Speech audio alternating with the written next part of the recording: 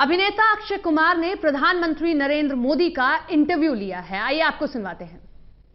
से दूर एक महसाना स्टेशन है मेरे गांव से, तो वहां स्टेशन पे सब लोग, जो फौज के लोग ट्रेनों में जाते थे, उनका बड़ा सत्कार करते थे, चाय वगैरह। तो मैं भी चला जाता था, तो जाकर के मैं भी तो मुझे बड़ा मजा आता था। तो मन पे हो गया कि हाँ, ये देश के लिए जीने मरने वाला रास्ता है। तो कभी उस दिशा में सोचता था।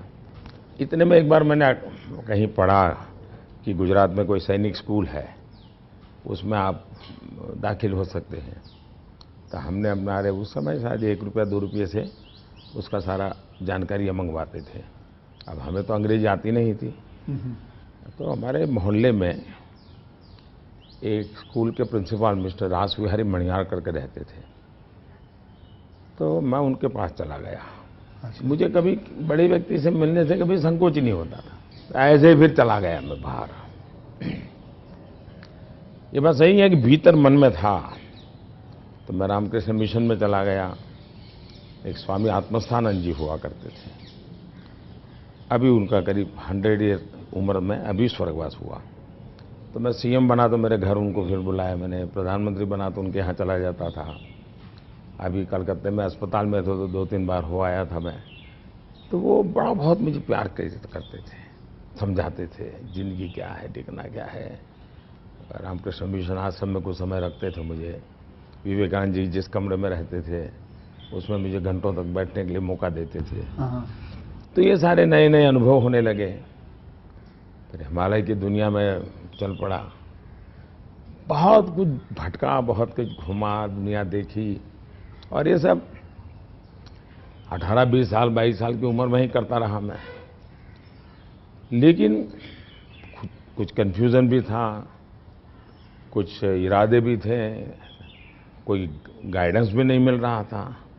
लेकिन मन में सवाल खुद पैदा करता था, जवाब खुद ढूंढता रहता था। ऐसे भटकता भटकता भटकता यहाँ पहुँच गया। तो आपकी लाइफ को मैं अभी आपकी बात में सुन रहा हूँ, तो मुझे लगता है अगर आप प्रधानमंत्री नहीं होते तो जिस हिसाब से आप बता रहे हो तो सन्यासी ज़्यादा लगते थे, मतलब सन्यासी बन जाते थे अगर आप। वैसे मैं क्या बनता ये कहना अभी कठिन लग रहा है, क्योंकि जो सोचा नहीं वो बन गया। वो तो हमेशा होता है, मेरे साथ भी। मैं भी आपको अगर एक किस्सा सुनाऊंगा तो मेरे साथ भी ऐसा ही कुछ हुआ है। मैं क्या बनने वाला था, मैं एक मार्शल आर्ट का टीचर बनना चाहता था। कहाँ मैं फिल्मों में आ गया और फिल्मों में आते आते हीरो बन गया। मैं आपसे क्या, हमारे प्रधानमंत्री जी को मैं ये जानना चाहता हूँ, गुस्सा आता है? और मतलब क्योंकि देखिए सबको गुस्सा आता है, आई एम श्योर आपको भी गुस्सा आता है। अगर आता भी है तो उस गुस्से में आप क्या करते हो? वो गुस्सा निकालने के लिए किस पे निकालते हो और कैसे निकालते हो? मेरे लिए ये कभी कोई कहेगा कि मुझे गुस्सा नहीं आता है तो बहुत लोग को सरप्राइज होता है। आपको गुस्सा नहीं आता? मैं बताता हूँ। अच्छा। सरप्राइज होता है। इसलिए ये कहना कि राजी नाराजी गुस्सा ये मनुष्य के स्वभाव के हिस्से हैं। अच्छा। जिंदगी उसके बिना हो नहीं। हर प्रकार की चीजें हर के अंदर होती हैं, लेकिन जो मेरा 18-22 साल की जिंदगी का जो एक बड़ा तबका था, वहाँ जो मेरी ट्रेनिंग हुई उसमें ऐसी बातें थी जिन लोगों को सीखता था कि आपके जीवन में स्वभाव में ईश्वर ने सब दिया है। अब आपको तय करना है कि जो अच्छी चीज़ है उसको बल देते हुए कैसे बढ़ना। तो फिर ये चीज़ें हैं जो नेगेटिविटी लाती है वो रुकती है।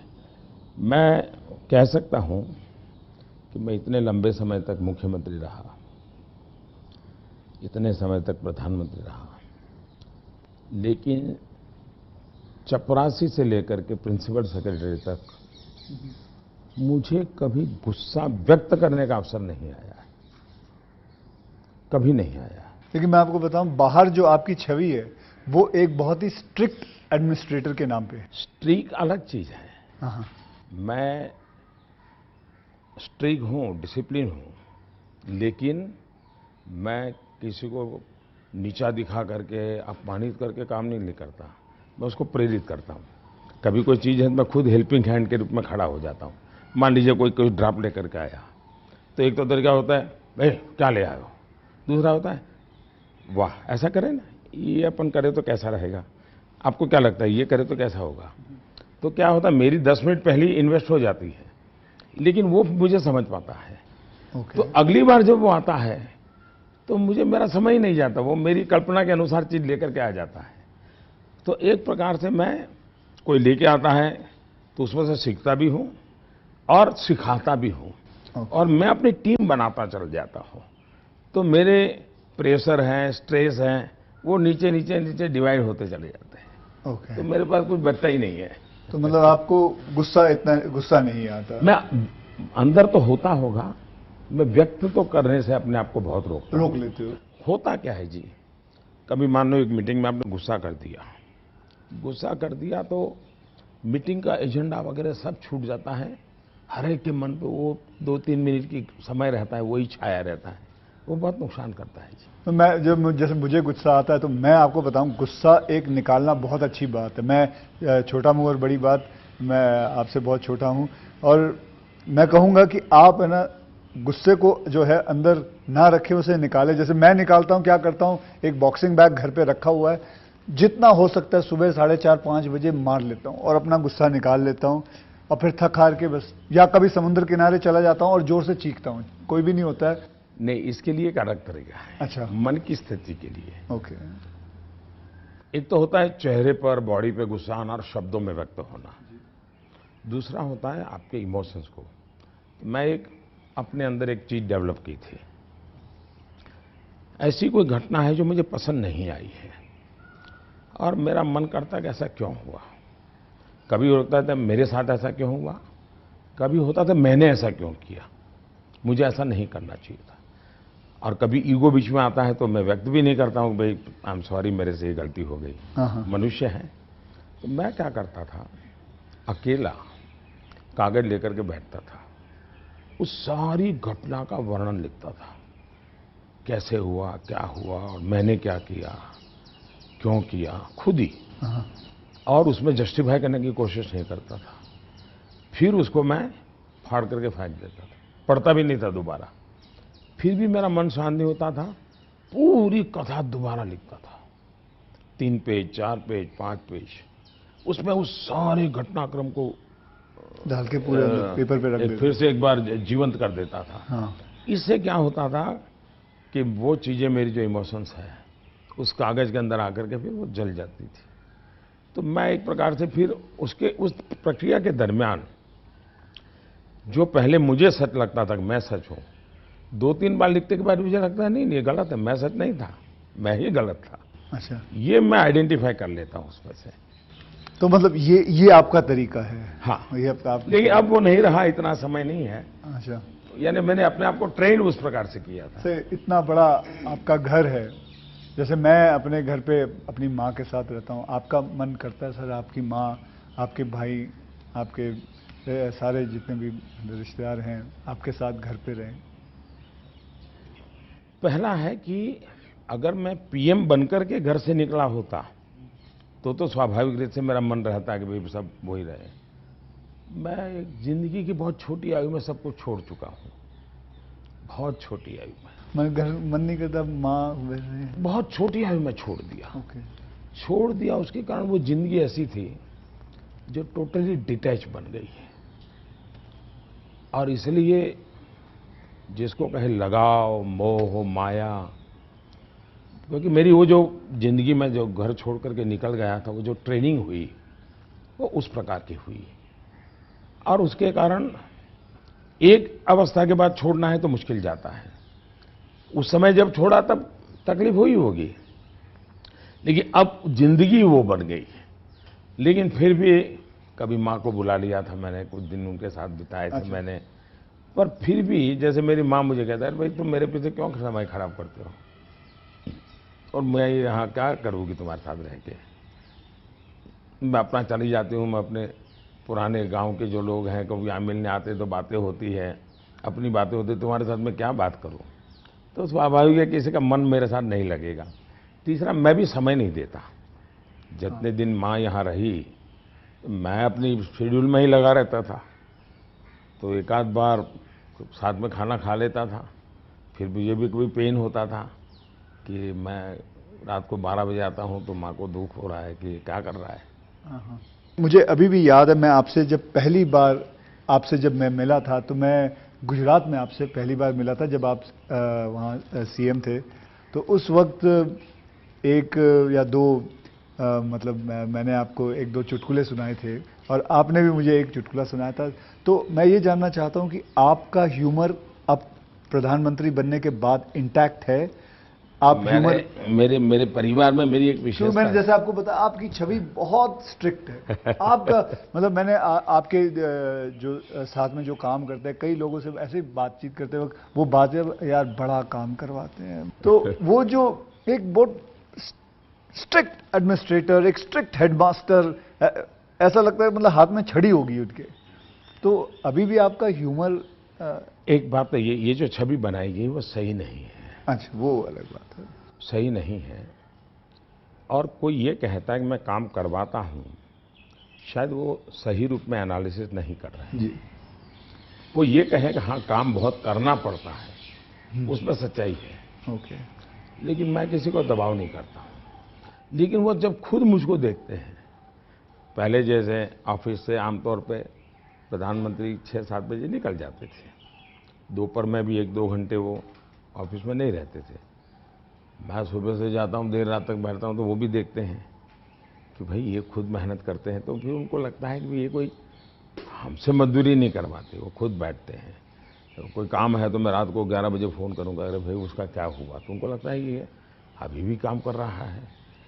तो एक प्रकार से एक टीम का स्पिरिट बन जाता है, एक वर्क कल्चर आप डेवलप करते हैं।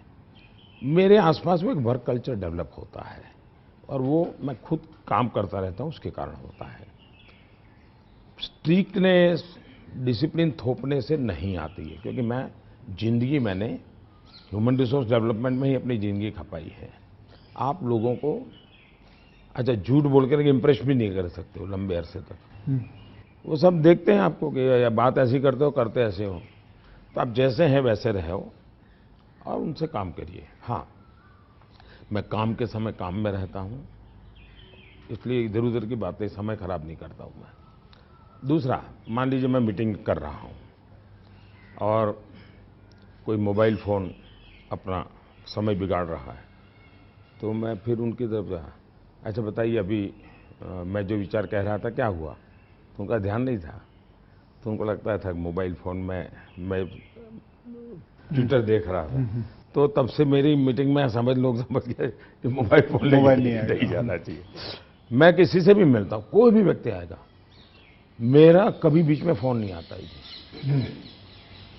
मैं किसी को नहीं मानता हूँ। मैं भी आपसे 2-3 बार मिला हूँ, आपने मतलब इट इज। तो ये मैंने डिसिप्लिन खुद के जीवन में लाया, तो सामने वाले को लगता है कि यार ये टोटली मेरे लिए डेडिकेटेड टाइम था, इन्होंने कोई उपयोग नहीं किया। इन चीज़ों का एक प्रभाव पैदा होता है।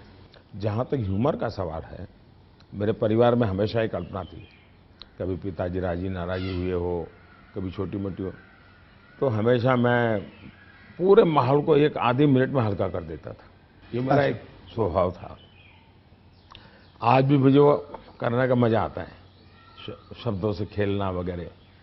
पर अब क्या हो गया है जी, हर चीज़ के अलग अर्थ निकाले जाते हैं, आधा अधूरा वाक्य उठा करके उछाल दिया जाता है। तो अब डर लगता है कि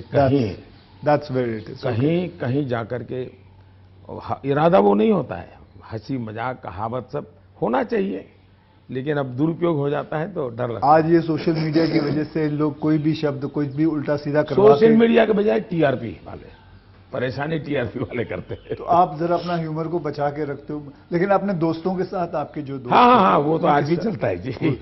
मेरी कैबिनेट मीटिंग का ब्रीफिंग होता है, तो मेरे जो जूनियर अफसर हैं, वैसे वो बेचारे संकोच करते हैं, क्योंकि उनके लिए पीएम जो एक ऑरा बना हुआ है दुनिया में, वो तो बड़ा अलग है।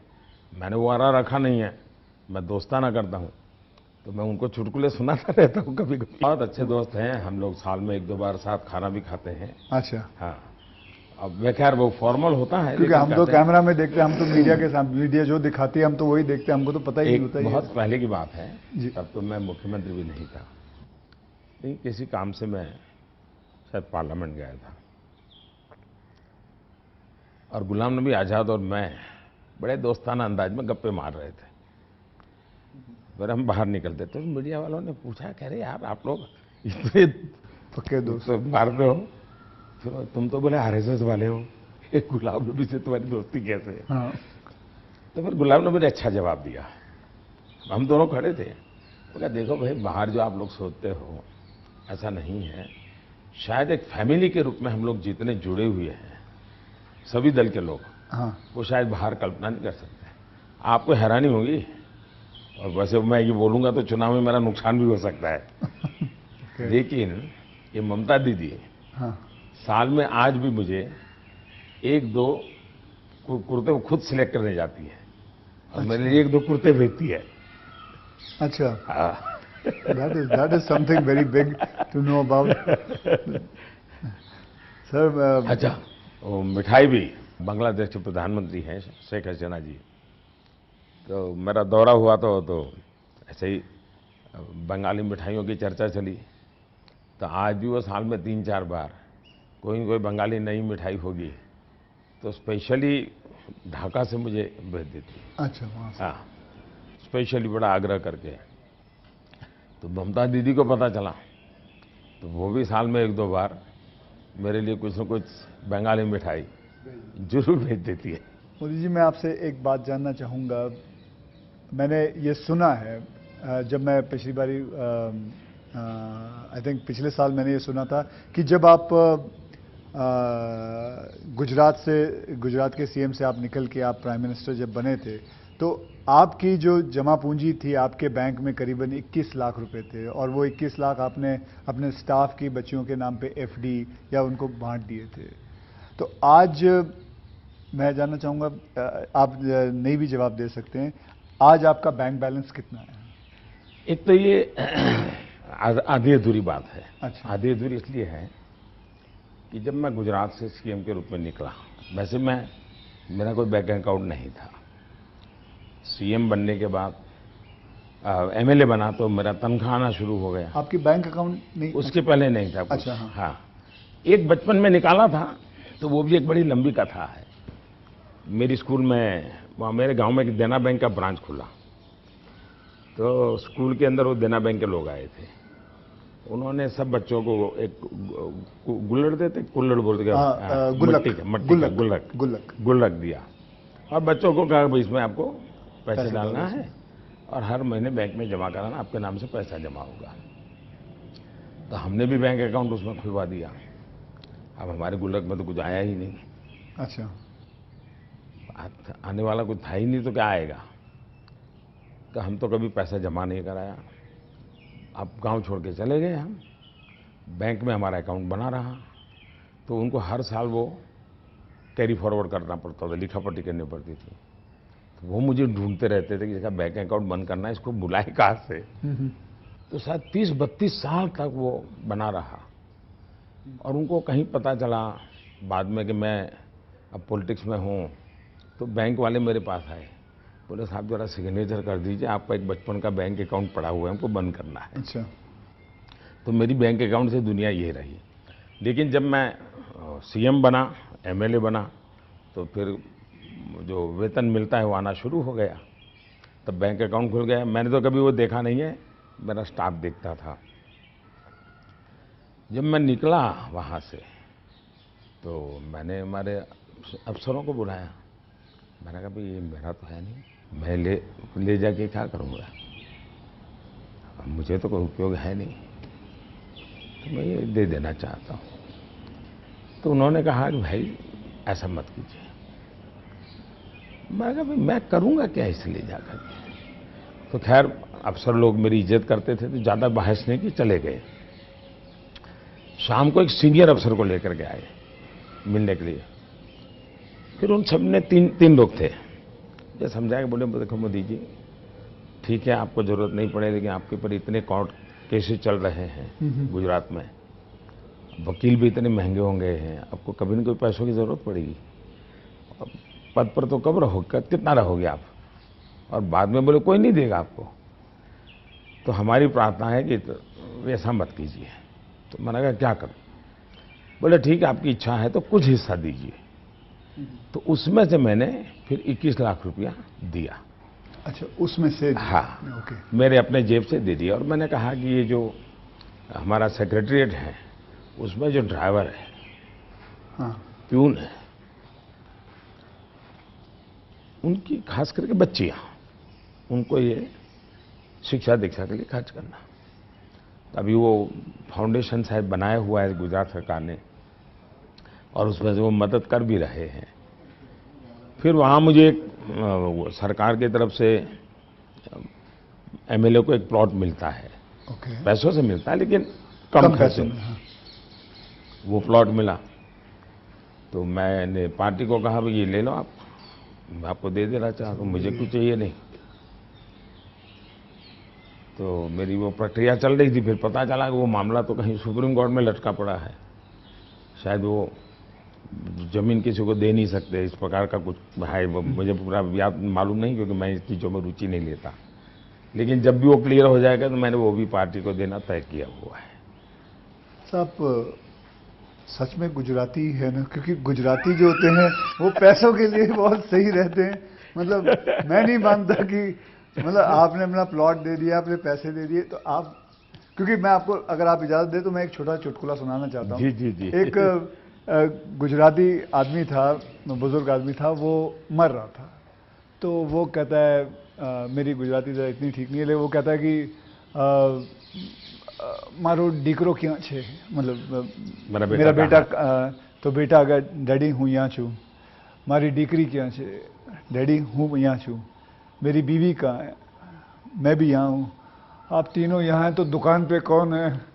तो सारे के सारे इधर ही आ गए हो, तो मेरे दुकान पे कौन है? क्योंकि मैं मानने को तैयार नहीं हूँ कि, क्योंकि मैंने देखा है गुजरात, मेरे बहुत सारे गुजराती दोस्त हैं, गुजराती जो होते हैं वो अपने पैसों को बहुत सही संभाल के रखते हैं, वो अपने पैसों से दूर नहीं रहते। मैं आपको एक चुटकुला सुना दूं। ठीक है, ये बहुत बड़ी ओके। हमारे यहाँ चुटकुला चलता है कि एक बार प्लेटफॉर्म पर ट्रेन आई, रेलवे ट्रेन में। हाँ। तो ऊपर ही बर्थ पे कोई पैसेंजर सोया हुआ था। तो उसने जगह स्टेशन आया तो उसने खिड़की में आवाज लगा के बाहर किसी को पूछा कि भाई कौन सा स्टेशन आया? तो उसने कहा 4 आना दोगे तो जवाब दूंगा। तो बोले जवाब की जरूरत नहीं, अहमदाबाद होगा। समझ गया मैं, बिल्कुल। तो ये बिल्कुल बात सही है। और एक बताता हूँ, ये किसी की आलोचना करने के लिए नहीं है, लेकिन कोई भी अर्थ निकाल सकता है, और ये सत्य घटना में से बना हुआ चुटकुला है। बहुत साल पहले, वैसे मेरी जिंदगी ऐसी थी, ये हाफ स्लीव का कुर्ता और पैजामा, जूते और थैला, यही से मैं रेलवे में भटकता रहता था और दाढ़ी रहती थी। तो मैं पुणे स्टेशन पे उतरा। अच्छा। और मेरे पास ज्यादा सामान तो था नहीं, मेरा एक वो झोला था, एक अखबार था हाथ में। तो मैं पैदल चला जा रहा था, मुझे पुणे में आरएसएस दफ्तर में जाना था। तो मैं पैदल ही जा रहा था, तो एक ऑटो रिक्शा वाला धीरे धीरे धीरे धीरे साथ चलता गया। फिर करीब 100-200 मीटर गया होगा और उसने, मेरा ध्यान गया, मैं कही ऐसे कैसे चला रहा हो स्लोली मेरी स्पीड से। मैं कहा भाई आपकी ऑटो रिक्शा खराब है, क्या प्रॉब्लम है आपका? तो उसने कहा साहब आप नहीं बैठोगे? मैंने कहा क्यों, मैं तो पैदल जा रहा हूं। तो बोले आप समाजवादी हैं? मैं कहा नहीं, मैं तो अहमदाबादी हूं। हाँ। तो मैंने कहा क्यों समाजवादी क्यों?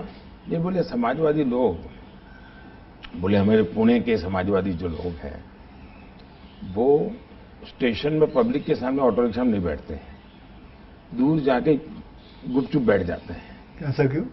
लोगों को इंप्रेशन रहे कि वो मेहनत करते हैं, सादगी वाले हैं। ओके। अच्छा। तो बोले मुझे भी लगा शायद आप समाजवादी हैं, तो औरों की तरह आप भी थोड़ी देर के बाद बैठ जाओगे। हाँ। तो बोले इसलिए मैं चल रहा था। तो जब उसने मुझे पूछा आप समाजवादी हो, तो मेरा तुरंत जवाब था मैं अहमदाबादी हूँ। आइए सर, एक थोड़ा चलते चलते बात करें आपसे। आपसे मैं पूछना चाहता हूं कि अगर आपको कभी एक अलादीन का चिराग मिल जाए और जिन कहे कि आपके 3 विशेस हैं, तो वो आपके 3 विशेस क्या होंगे? देखिए, अलाउद्दीन चिराग मुझे मिल जाए और सचमुच में उसके पास ताकत होगी जी। तो मैं उसे कहूँगा कि तुम जितने भी ये समाजशास्त्री हैं या जो एजुकेशनलिस्ट हो, उनके दिमाग में भर दो कि भावी पीढ़ी को ये अलाउद्दीन चिराग वाली कथा सुनाना बंद करें कि ऐसा कोई अलाउद्दीन होता है और वो इच्छाएं पूरी करता है। मैंने कहा उसको मेहनत करना सिखाओ। मैं कभी एक्सपेक्ट नहीं कर रहा था आप ये जवाब दोगे। मुझे लगा आपको ये 3 विशेस आप सोचोगे कि क्या है 3 विशेस, लेकिन ये एक बहुत ही सही तरीका है। आलसपना जो होता है वो यही चीज़ों से आता है। यार आई विश मुझे ये मिल जाए, बैठे बैठे मिल जाए। तो ये जो आपने जो किया हुआ है, ये जो कहा हुआ है, बिल्कुल सही कहा हुआ है। ये मूलतः बाहर से आया हुआ चिंतन है जी, मैंने रिसर्च नहीं किया है। हाँ, ये हमारे यहाँ मूल चिंतन ऐसे नहीं है। मूल चिंतन तो हमारे यहाँ परिश्रम का है जी।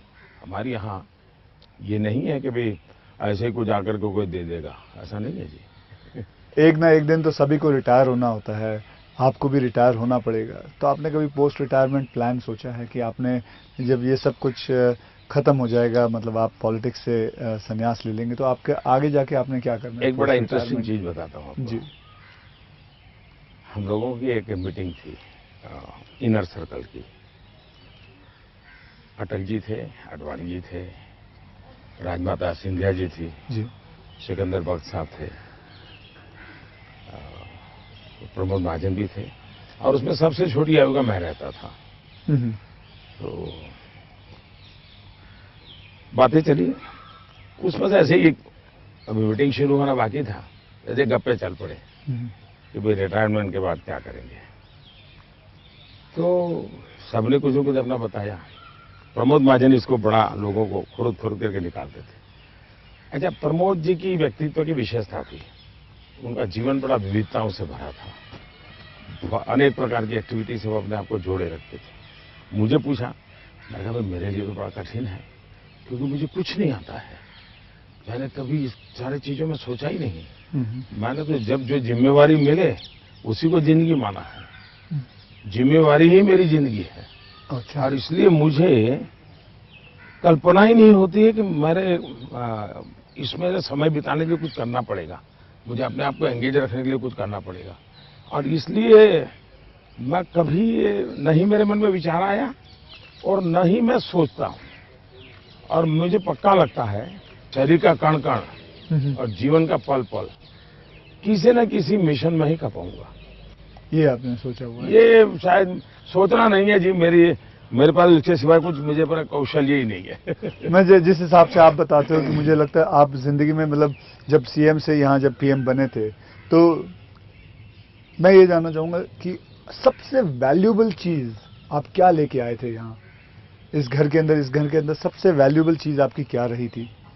अगर मैं, वैसे ये पूरी बातचीत आपने पहले ही मुझे कहा कि मैं तो कोई राजनीति की चर्चा करना नहीं चाहता, नहीं। लेकिन कुछ मात्रा में मैं कह सकता हूं कि प्रधानमंत्री बनते समय शायद और प्रधानमंत्रियों को ये बेनिफिट नहीं मिला है जो मुझे मिला है। देश में इतने प्रधानमंत्री हो गए जी। इतने प्रधानमंत्रियों को ये बेनिफिट नहीं मिला है जो मुझे मिला है। वो ये है कि मैं लंबे अरसे तक मुख्यमंत्री रह के आया हूं और मैं गुजरात का लॉन्गेस्ट सर्विंग चीफ मिनिस्टर था। चीफ मिनिस्टर होने के नाते आपको बारीकियों से जुड़ना पड़ता है, बारीकियों से काम करना पड़ता है। आपको इश्यू आपके सामने सीधे आते हैं, सॉल्यूशन आपको सीधा करना पड़ता है। ये तजुर्बा शायद मेरे पहले के किसी प्रधानमंत्री को नहीं मिला, इतना सद्भाग्य नहीं मिला। देवगौड़ा साहब मुख्यमंत्री रहे थे लेकिन बहुत अल्पकाल के लिए। मैं बहुत लंबा रहा हूं। मैं समझता हूं कि इसने मुझे देश की सेवा करने के लिए बहुत बड़ी संबल दिया, बहुत बड़ी ताकत दी है। ये मैं अपना एक मान सकता हूं कि वहां से मैं लेकर के आया, ये जो देश के काम आ रहा है। आप जैसे मैं जानता हूँ, जैसे मैं आपके एक स्टाफ मेंबर से भी बात कर रहा था, आप 3 या 4 साढ़े 3 घंटे ही सोते हैं। मतलब 7 घंटे तो सोना एक अमूमन एक शरीर को चाहिए चाहिए। आप 3.5 घंटे ही सोते हो। ये 4 बात घंटे ये बात आपकी सही है। मेरे जो जितने मेरे साथी हैं, मेरे जानने वाले लोग हैं, या हमारे जो अब सरकार में आया हूं तो डॉक्टर भी रहते हैं, उन सबका मेरे से एक ही आग्रह रहता है कि मेरी नींद में बढ़ाऊं। राष्ट्रपति ओबामा जब मुझे मिले तो वो भी सबसे पहले मेरे से इसी के में उलझ गए। बोले मोदी जी क्यों ऐसा करते हैं आप? बोले मैं, हम दोनों अच्छे दोस्त हैं जी। तू तारीख करके बुलाते हैं एक दूसरे को। तो तू ऐसा क्यों करता है जी? तुझे आज पता नहीं है, ये तेरा नशा है काम का, तुम करते रहोगे, लेकिन तुम अपना नुकसान कर रहे हो। और वो जब भी मिलते हैं कि तुम मेरी बात मानते हो नहीं मानते हो, कि नींद बढ़ाई कि नहीं बढ़ाई। अब पता नहीं मेरा एक बॉडी साइकिल ऐसा हो गया है। मतलब आपको नींद आती ही नहीं है 3.5-4 घंटे के बाद? नहीं, नींद जो है मेरी इतने कम समय में पूरी हो जाती है।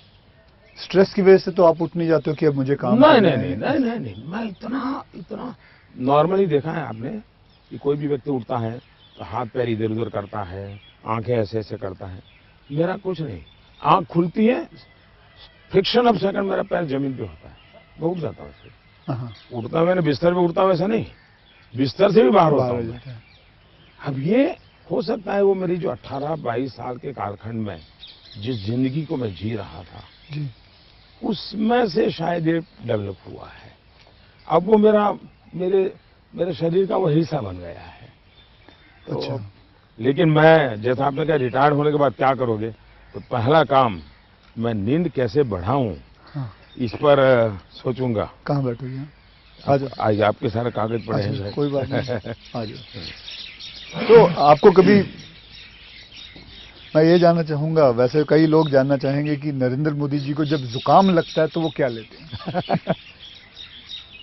आप हैरान होंगे, मैं बहुत ही, फिर वही कहूंगा, मैं ऐसी कठिन जिंदगी जी करके आया हूं। तो डॉक्टर क्या होता है, ये महंगी दवाइयां क्या होती हैं, सोफिस्टिकेटेड क्या होता है, वो सब आप आयुर्वेदिक भी बहुत विश्वास करते हैं। मैं बताता हूँ। हाँ। आयुर्वेद के बजाय कैसी जिंदगी है।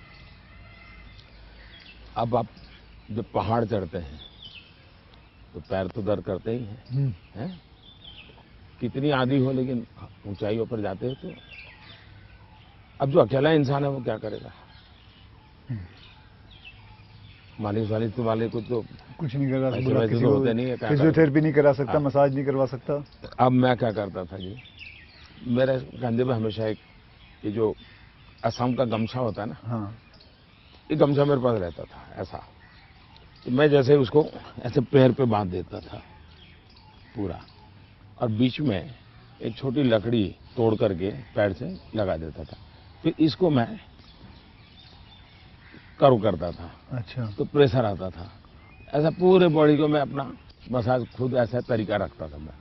तो ऐसी चीजें मैं इवॉल्व करता था अपने लिए। मैं बहुत साल पहले कैलाश यात्रा पे गया था पैदल। टोटल यात्रा करीब 1000 किलोमीटर का था। पैदल गया। कुछ और भी लोग थे, बड़े धनी लोग भी वहां कभी कभी यात्रा में आते थे। अब बहुत बड़े बड़े महंगे वो चमड़ी बचाने के लिए सब लेकर के आए हुए थे। मेरे पास तो कुछ था, मेरे पास कैस्टर ऑयल था, और वो भी रॉ, सीधा वो घानी से निकाला हुआ। तो उसकी स्मेल भी बहुत खराब होती है। तो मैं उसी को लगाता था। अब ये लोग 5वें-6ठे दिन मुंह नहीं धो सकते थे, क्योंकि उनकी चमड़ी जल करके निकल करके लटक गई थी। तो वो बड़े परेशान रहते थे। तो मुझे कुछ नहीं होता था, बड़ा मैं तेज तर्रार रहता था। तो मुझे पूछने लगे कि आप क्या करते हो? मैंने कहा कुछ नहीं भाई, कैस्टर ऑयल लगाता हूँ मैं। तो रात को हम जब पहाड़ चढ़ करके रात्रि मुकाम होता था, मेरे पास आ जाते थे। हर को एक एक बूंद कैस्टर ऑयल मेरे से ले जाता था। जुकाम होता है तो मैं गर्म पानी पूरा समय पीता हूँ। गर्म पानी? उसमें कुछ शहद या कुछ नहीं, कुछ सिंपल गर्म पानी। दूसरा, हो सके तो फास्टिंग करता हूँ।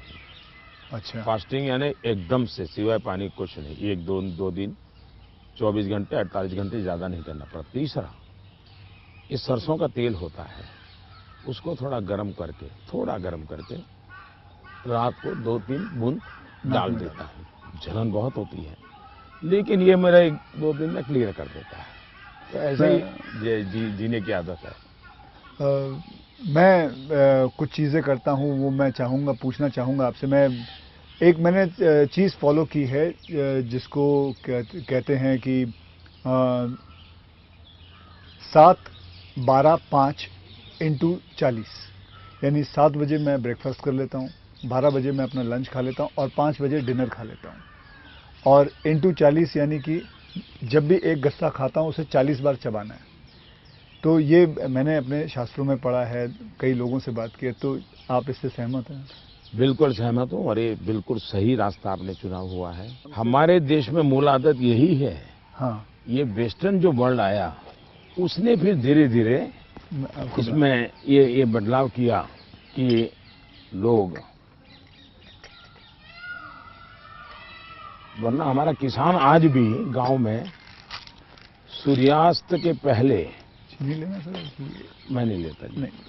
सूर्यास्त के पहले थैंक यू। खाना खा लेता है। और दिन में भी आपने देखा होगा, किसान सुबह एक प्रकार से, वो किसको आप नाश्ता कहते हैं, लेकिन एक्चुअली उसका वो लंच जैसा ही होता है। हाँ, वो काफी मात्रा में बड़े बड़े रोटी और सब्जी या चटनी कुछ लेकर के खेत चला जाता है। दिन में थोड़ा सा लेकर के उसकी पत्नी सर पे कुछ रख करके जाती है। वो पूरा भोजन नहीं होता है, हाँ, हाँ। थोड़ा होता है। ये आज भी हमारे देश में परंपरा है। ये आपका एक फैशन स्टेटमेंट बहुत बढ़िया है, मतलब दाढ़ी वाड़ी एकदम सही किया हुआ। और मतलब कभी कभी मैं देखता हूँ आप हाफ स्लीव कुर्ता पहनते हैं, ज़्यादा करके हाफ स्लीव कुर्ता पहनते हैं। तो ये जो फैशन, ये जो है, ये जो आपकी जो शेविंग और ये सब, क्या ये मतलब फैशन जो है, ये आपने खुद ने किया है या आपने किसी को? आपने बहुत अच्छा सवाल पूछा। जैसे मैं बहुत स्ट्रीक हूँ, गुस्सा करता हूँ, ये जो एक छवि बनाई गई है, वैसे दूसरी छवि मेरे इन कपड़ों की दुनिया को लेकर के बनाई गई है। दरअसल क्या है, मैं छोटी बैग में मेरी जिंदगी थी और मैं ट्रैवलिंग करता रहता था। जी, आपने बताया झोले में। और तो मैं देखता था कि एक तो मैं कपड़े खुद धोता था। सीएम बना तब तक मैं कपड़े खुद धोया हूँ। ओके। कभी मैंने कपड़े, तो फिर मैंने कैसे सोचा कि लंबी बाहें रखता हूँ तो मुझे इतना ज़्यादा धोना पड़ता है। दूसरा मेरे बैग में वो जगह ज़्यादा लेता है, तो मैंने खुद ही काट दिया था। अच्छा, वो जगह ज़्यादा लेता है इसलिए आपने इसको मैंने काट दिया था। ओके। हाँ, वो बात वो फैशन बढ़ गया जी। ये बात सही है कि मैं ढंग से रहना, ये मेरी प्रकृति थी। शायद एक कारण ये भी था कि गरीबी के कारण कभी कभी इन्फेरिटी फील होती थी लोगों के बीच में। तो उसको ओवरकम करने के लिए शायद साइकोलॉजी पढ़ी होगी बचपन में, ऐसा मुझे लगता है।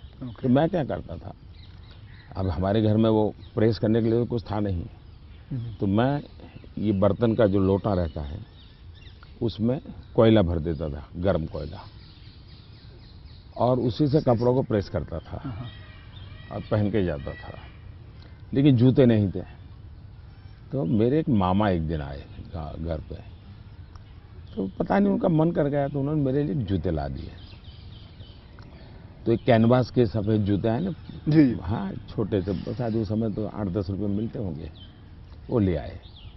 तो मैंने देखा थोड़े दिन में तो गंदे होना शुरू हो गए। तो मैं क्या करता था, क्लासरूम में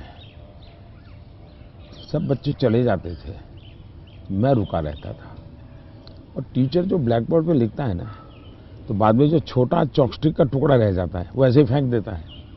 हाँ हाँ हाँ हाँ हाँ। तो मैं उसको इकट्ठा करता था, वो चॉपस्टिक के टुकड़े वो ले आता था, और हर दिन सुबह चॉपस्टिक जूतों पे लगा देता था। हाँ हाँ हाँ, मैं समझ गया। और डेली ये मैंने कई बार आपसे मिला हूँ, आप घड़ी जो है वो अभी तो आपने सही पहनी हुई है, लेकिन घड़ी आप ज्यादा करके ऐसे पहनते हो। घड़ी मैं सही पहनता हूँ क्योंकि मुझे मीटिंगों में बैठना पड़ता है ना। हाँ। तो मैं नहीं चाहता हूँ किसी को पता चले कि मैं ऐसे घड़ी देख रहा हूँ, उसको इंसल्ट फील होता है जी। अच्छा।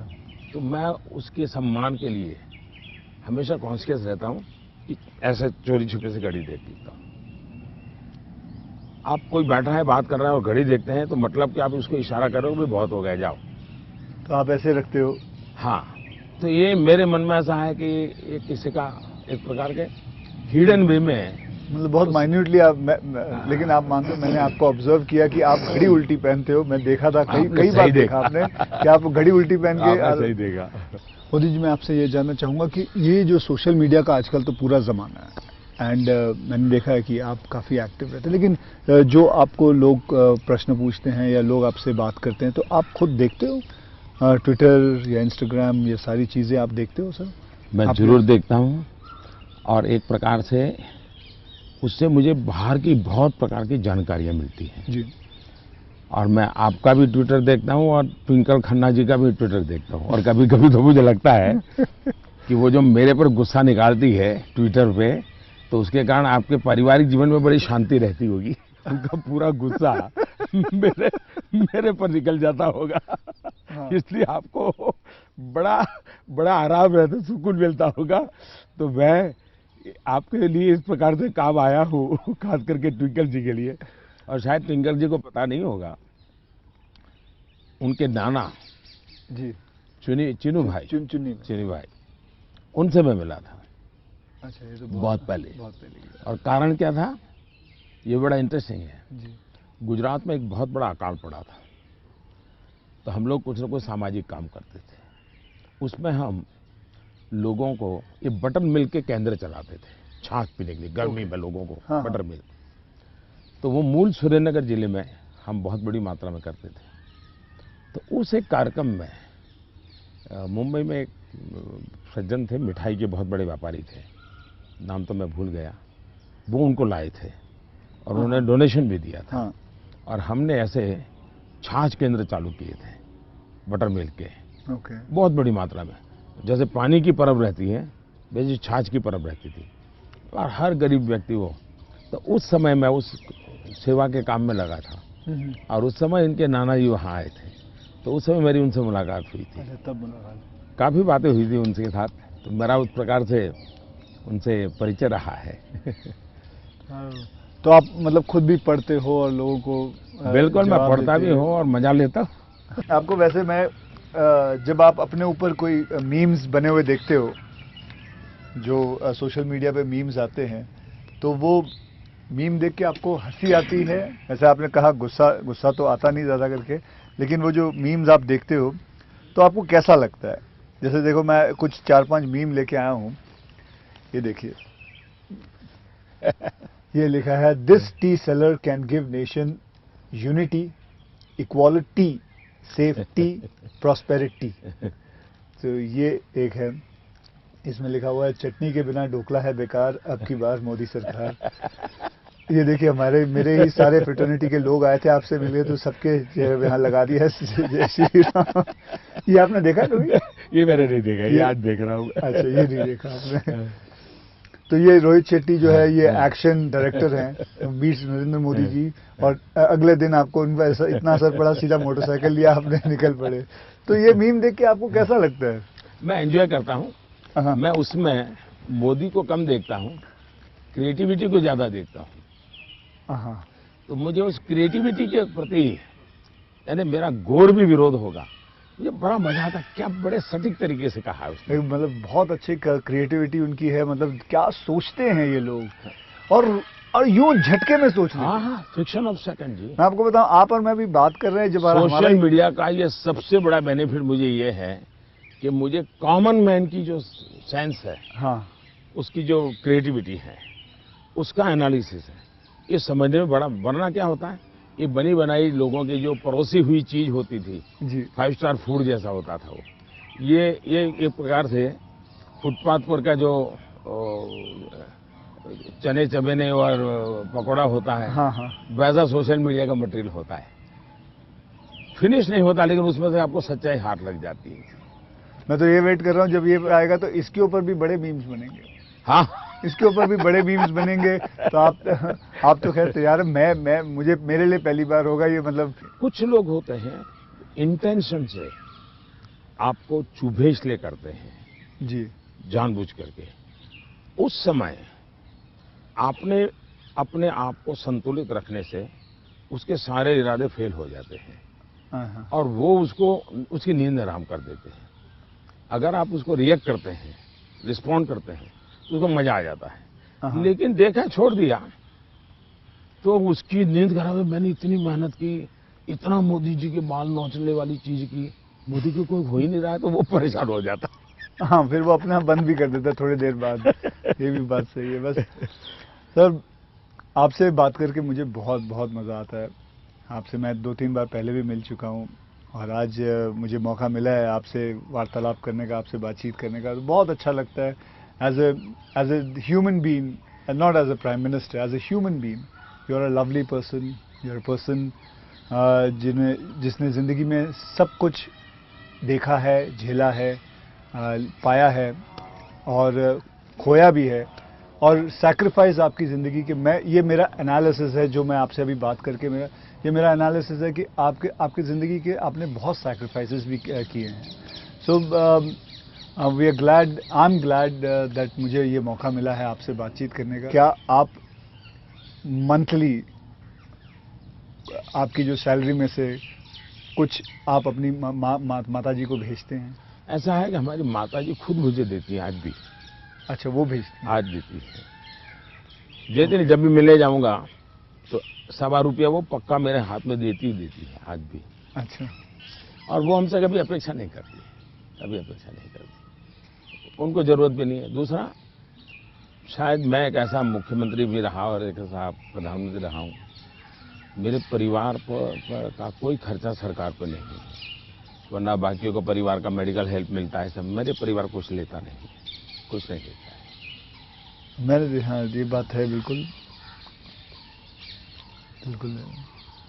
तो ये एक प्रकार से, लेकिन इसका मतलब ये नहीं कि कोई माँ के प्रति लगाव नहीं है, ऐसा नहीं है। लेकिन जीवन ही ऐसा बन गया है कि मैंने अपने आप परिवार, पूरा देश को अपना परिवार बना लिया है, इसी में लगा रहता हूँ, यही काम करता रहता हूँ। मोदी जी, मैं ये जानना चाहूँगा कि आपको, मतलब बचपन में ऐसा कौन सा खेल था जो आप खेलते थे? मैं बचपन में संघ की शाखाओं में जाता था। अच्छा। संघ की शाखाओं में बड़े अच्छे वैज्ञानिक खेल होते हैं। अच्छा। बड़े वैज्ञानिक, जिसमें टीम स्पिरिट आए, जिसमें जैसे एक खेल होता है, ये सब सर्कल में बैठते हैं, फिर जो हमारा लीडर होता है वो पूछता है कि आपकी राइट साइड पे जो बैठा है उसकी एक क्वालिटी बताओ। ओके। अब है तो खेल, लेकिन आपको उसके कारण कॉन्शियसनेस आता है कि हाँ भाई दूसरे के गुणों को देखना चाहिए। अब खेलते खेलते ही डेवलपमेंट होता है इंसान का, और इसलिए मुझे बचपन में संघ की शाखाओं में खेलों के द्वारा टीम स्पिरिट क्या होती है, रिस्पॉन्सिबिलिटी शेयर करना क्या होता है, ये खेल है संघ में, बहुत बढ़िया खेल है। वो परंपरागत खेल है, कोई संघ वालों ने ढूंढे ऐसा मैं नहीं कह रहा हूँ, ये बहुत बहुत काम आते हैं। दूसरा, मैं योगा से ज़्यादा जुड़ गया, फिजिकल एक्टिविटी के रूप में कहे तो। लेकिन मैं इंडिविजुअल खेल के बजाय ग्रुप वाले खेल को हमेशा पसंद करता रहा, क्योंकि वो एक प्रकार से आपके व्यक्तित्व को अलग से डेवलप करते हैं। जो इंडिविजुअल खेल होता है वो आपको एक अलग प्रकार का डेवलपमेंट करता है। वो गलत करता है ऐसा मैं नहीं कह रहा हूँ, लेकिन अलग प्रकार का करता है। टीम के अंदर खेलने से अलग प्रकार का होता है। आपको एडजस्ट करना पड़ता है, आपको साथ चलना पड़ता है, आपको किसी की लीडरशिप करनी होती है, आपको सबॉर्डिनेट को संभालना होता है। तो जिंदगी जीने के लिए ग्रुप वाले गेम्स खेलने चाहिए। ओके। इंडिविजुअल कितना ही हम बड़े चल जाएं, लेकिन ग्रुप वाले खेल जरूर खेलना चाहिए, ये मेरा मत रहता है। मुझे, आपने कभी गुल्ली डंडा खेला है? बिल्कुल खेलता था गांव में। खेलते? हाँ, हमारे यहाँ गांव में खेलते थे। फिर कंचे खेलते थे? हाँ, लेकिन ज़्यादातर मैं तैरने के लिए चला जाता था, मुझे पानी पसंद था। अच्छा। तो तैरने के लिए चला जाता था। दो कारण थे, एक तो मेरे परिवार के सारे कपड़े मैं धोता था, परिवार के सभी सदस्यों के। अच्छा। तो तालाब में ही पानी था, तो हम तालाब में चले जाते थे, तो उसके कारण स्वाभाविक मेरा स्विमिंग सीख गया, तो मैं बहुत घंटों तक स्विमिंग कर लेता था। हाँ। तो मेरे शरीर के जो अगर मूलभूत कहें कि डेवलपमेंट, बॉडी डेवलपमेंट जिसको कहें, वो शायद स्विमिंग से हुआ है। वो गांव वाला स्विमिंग जो जी समझ गया, अपने गांव में तालाबों में, नहर हो गई, तालाब हो गया वहाँ हाँ, की। उसी में। मुझे अभी याद है आपका, मैंने एक यूनाइटेड नेशन में एक पहली जो स्पीच देखी थी आपकी, आई थिंक 2014 में दी थी। मैं प्रधानमंत्री बना और सितंबर में गया था। सितंबर में गए थे। तो आपने जब आपने इतने सारे स्पीचेस दिए हैं हिंदुस्तान में, तो वो आपका पहला स्पीच था जो वर्ल्ड वाइड पूरी दुनिया। तो वर यू नर्वस? क्या मेरे प्रधानमंत्री नरेंद्र मोदी जी नर्वस थे उस दिन? मेरा प्रॉब्लम ओवर कॉन्फिडेंस का है। अच्छा, उल्टा था? उल्टा था। और हुआ क्या कि मैंने मन में सोचा था कि ये मेरा फ्रेमवर्क रहेगा बोलने का। जब जहाज में यहाँ से जा रहा था, हमारे अफसरों ने मुझे ब्रीफिंग भी किया था। जब मैं अमेरिका पहुँचा तो हमारी फॉरेन मिनिस्टर सुषमा जी, उनकी मीटिंगें ज़्यादा होती थी तो उनको पहले जाना पड़ता है, तो पहले गई हुई थी। हल्का सा कुछ बताया भी था पहले कि टॉयलेट एक प्रेम कथा पे फिल्म बनाई थी। और मैं खुद देख नहीं पाया, लेकिन मैंने लोगों को बहुत कहा वो कि देखो भाई, सामाजिक जीवन पर कैसे फिल्में चल सकती है और बन सकती हैं। हाँ, वो कमर्शियल हिसाब से मैंने पूरे बनाए थे, हाँ, बल्कि गाने वाने वगैरह, ये माँ पिता सब कुछ उसमें रखा हुआ था। और नहीं, मैसेजिंग, सोशल मैसेजिंग था, वो अच्छा था। हाँ, तो लेकिन खैर वो तो मैंने रियल लाइफ में किया था, लेकिन आपने रियल लाइफ में करीबन 9 करोड़ से भी ज़्यादा टॉयलेट्स बनाए हैं। तो ये तो मतलब ये मतलब ऐसा कैसा हो गया जैसे कि आपने जैसे ही आप प्राइम मिनिस्टर बने तो सबसे पहले आपने स्वच्छता के ऊपर बात की, टॉयलेट्स के ऊपर बात की। तो आपको वो डर नहीं लगा कि आप पहली बार मतलब आप प्राइम मिनिस्टर बन रहे हैं और सबसे पहला मतलब द फर्स्ट फ्यू मुद्दा इसी पे रखा हुआ है, स्वच्छता पे रखा हुआ है? स्वच्छता आपके लिए बहुत मायने रखती है। मेरे जीवन में मैंने गांधी जी वगैरह जो पढ़ा है, और कुल मिला के मैं देखता हूँ कि हमारे देश में बीमारी, गरीबी, इन सब की चीज़ों के साथ हेल्थ सबसे बड़ा विषय है। लेकिन प्रिवेंटिव हेल्थ के लिए 2 चीज़ें मैं देखता हूँ, एक स्वच्छता और एक फिटनेस। आप अपने शरीर को फिट रखिए, बनाइए, तो बाकी आर्थिक रूप से बोझ बनता नहीं है जिंदगी, उस प्रकार से जिए।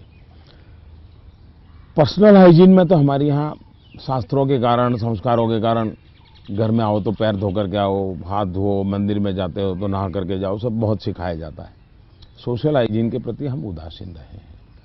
और भारत जैसा देश दुनिया में, अगर इतना बड़ा दुनिया को देने के लिए टूरिज्म डेवलप नहीं हो रहा है, एक कारण है गंदगी जी। वैसे भी किसी भी समाज के लिए शोभा नहीं देता है। तो मेरे मन में एक बड़ी चीड़ है, और मैंने सोचा इसको एक जन आंदोलन बना देना चाहिए। और देश को गर्व होना चाहिए, हम लोगों को गर्व होना चाहिए कि हमारे देशवासियों ने इस कार्यक्रम को अपना बना लिया। और ये 9 करोड़ टॉयलेट बन जाना, 2014 के पहले 38% रूरल सैनिटेशन था, 98% हो गया। मतलब देश तैयार था। और मुझे खुशी है कि देश ने किया है, मैं तो कौन होता हूँ करने वाला जी, देश ने चीज को उठा ली। आप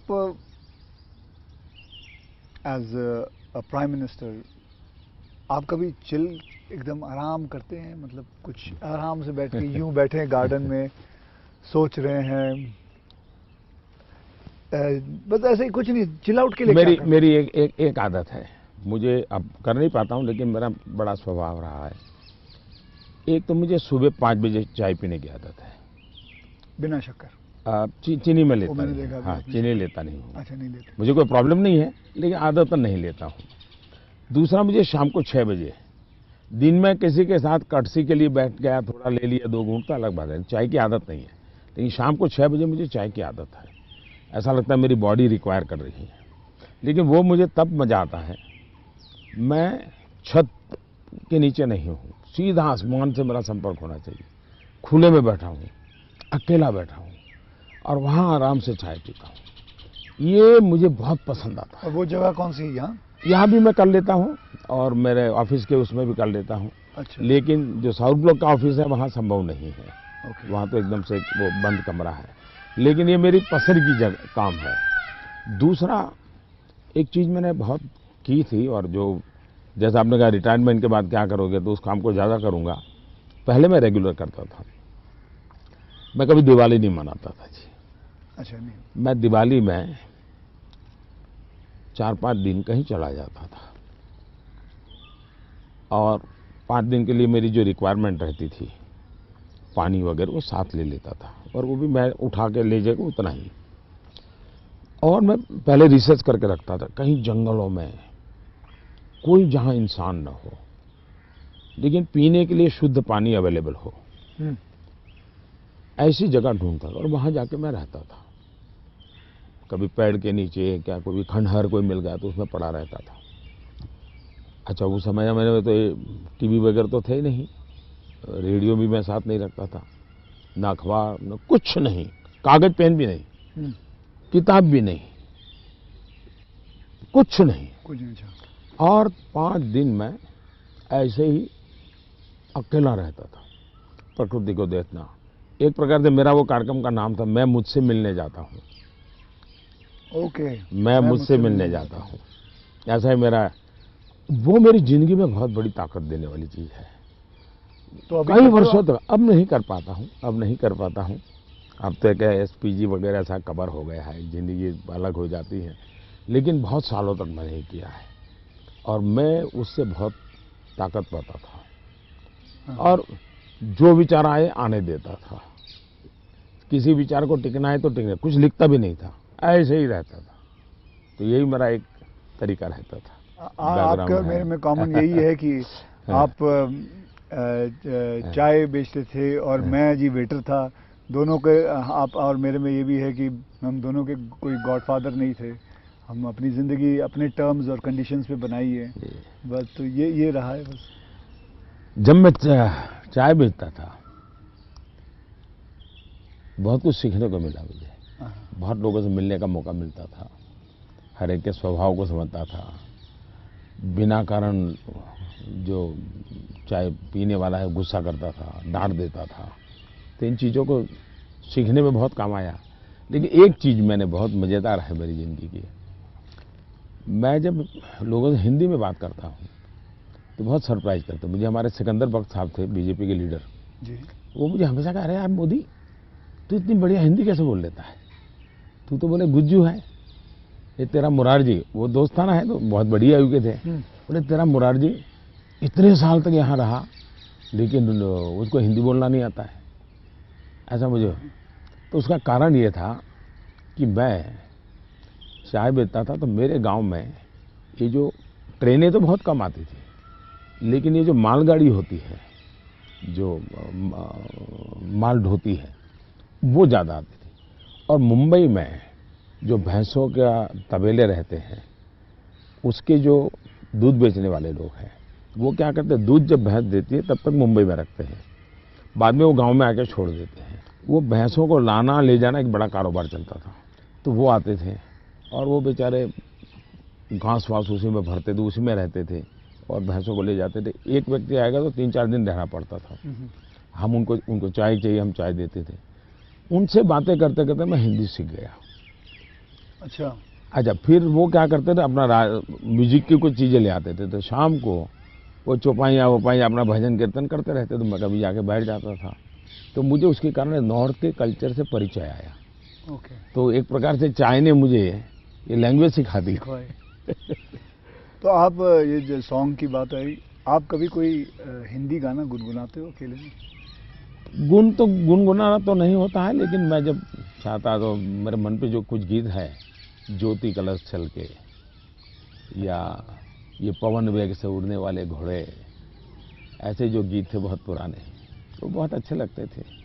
आज के कोई गाने नहीं गुनगुनाते? आज तो पता ही नहीं मुझे, आज तो पता ही नहीं मुझे आपसे बात करके चलिए, देश के लोगों के लिए काम आएगा कुछ बातें। नहीं ये बहुत सारी चीजें काम में आएंगी, इसमें बहुत सारी चीजें। लेकिन मुझे अच्छा ये लगा कि ये चुनावी आपाधापी तू मैमे के बीच ये भी एक कुछ पल होता है।